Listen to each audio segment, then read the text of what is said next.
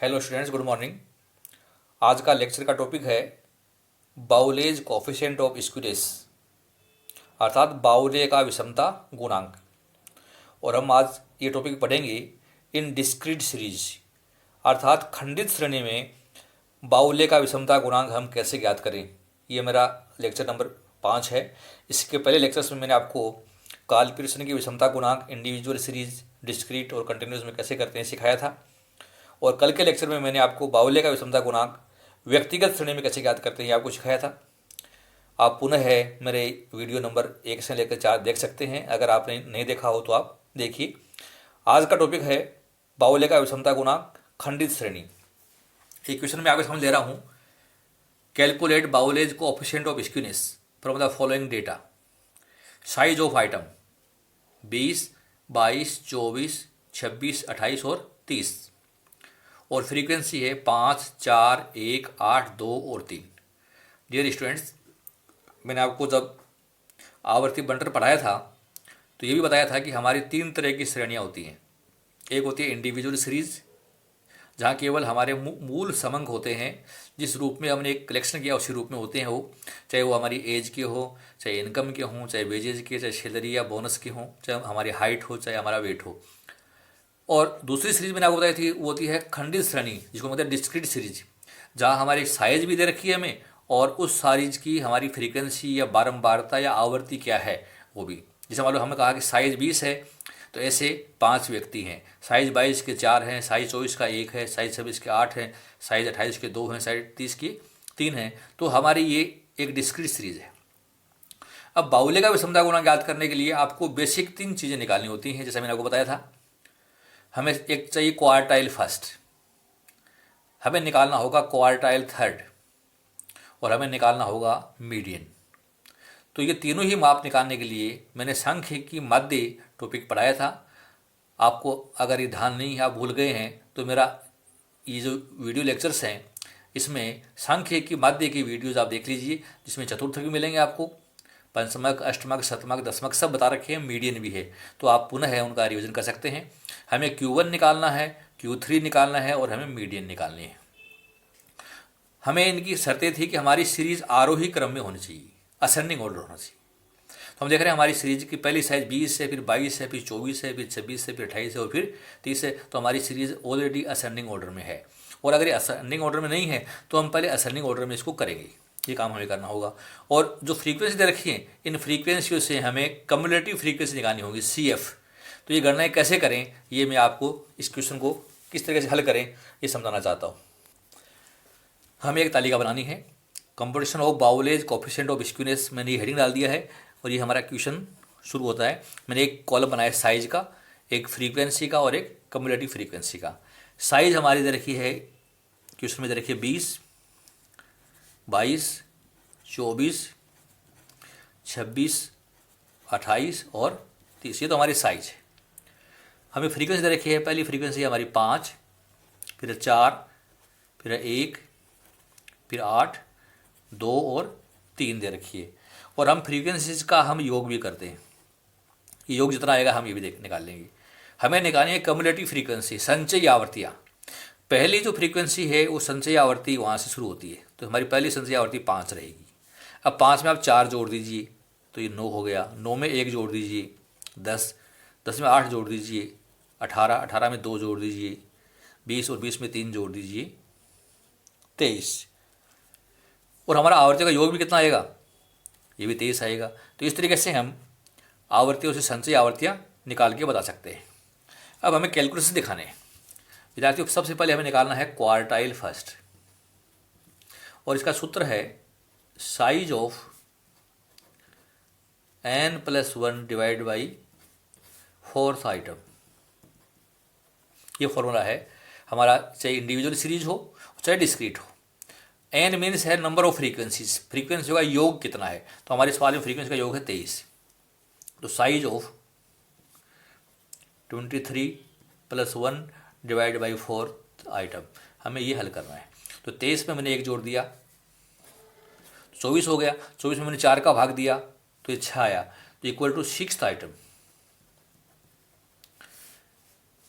6th item हमारा जो है क्वार्टाइल फर्स्ट में आ रहा है। अब सिक्स्थ आइटम क्या है आपको ये हल कर लेना है। तो ये हल करने के लिए इस सिक्स्थ आइटम को आपको CF में देखना है।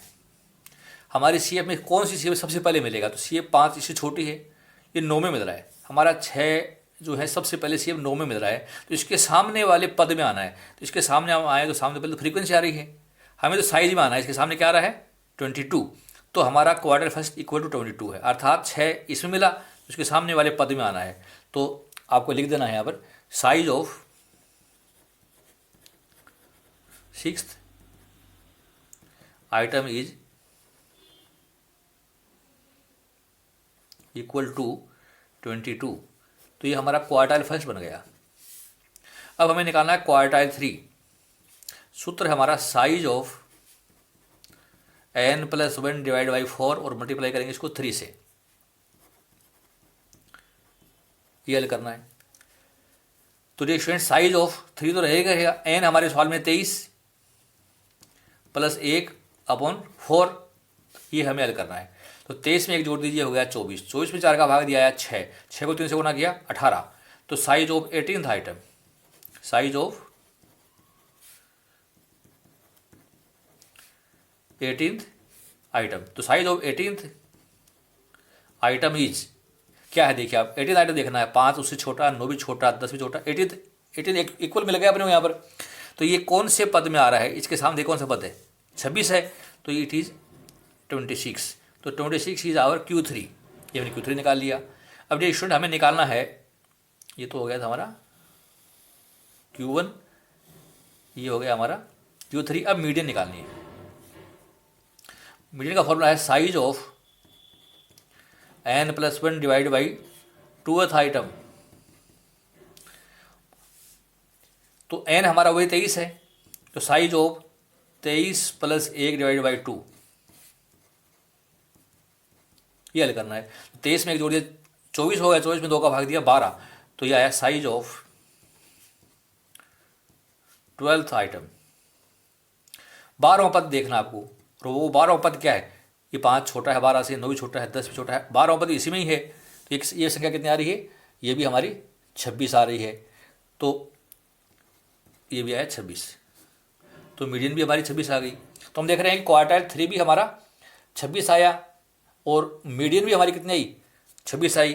अब हमें याद करना है मेन जो सवाल में पूछा है वो पॉइंट, और वो है कोफिशिएंट ऑफ क्वार्टाइल डेविएशन।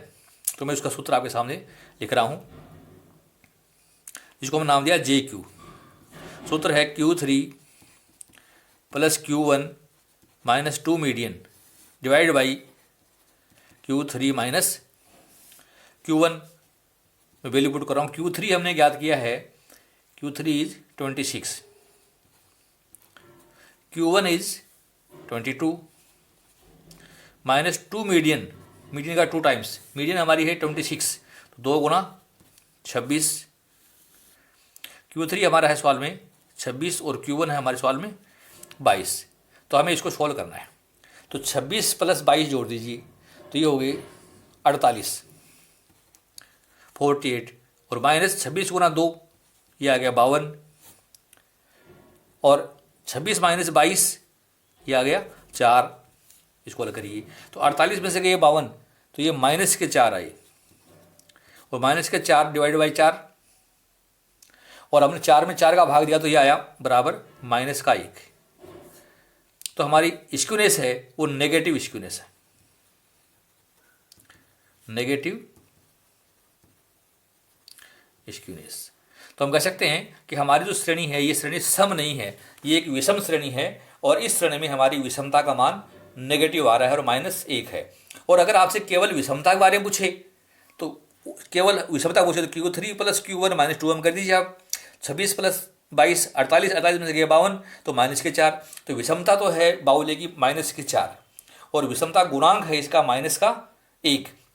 तो इस तरीके से खंडित श्रेणी में आप विषमता की गणना बाउले की विधि से ज्ञात कर सकते हैं। तो डियर स्टूडेंट्स, आपको Q1 निकालना है, आपको Q3 निकालना है, आपको मीडियन निकालना है, सीरीज आरोही क्रम में करनी है, फ्रीक्वेंसी लिखनी है, उसे कम्युनिटी फ्रीक्वेंसी निकालनी है, और हमारे जो फॉर्मूलेज हैं जो आपने पढ़े हैं उनको पुट करके Q3 Q1 और मीडियन निकालनी है, और फिर हमारा मेन फॉर्मूला है JQ का, उसमें वैल्यू पुट करके आप बहुत आसानी से बाउले का विषमता गुणांक याद कर सकते हैं।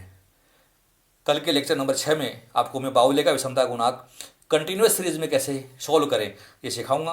मेरे लेक्चर आप निरंतर वॉच करते रहिए, और आपको लेक्चर पसंद आया तो इसको आप लाइक कीजिए, अपने फ्रेंड्स में इसको शेयर कीजिए। आपने ध्यान से सुना, बहुत बहुत धन्यवाद। Thank you so much.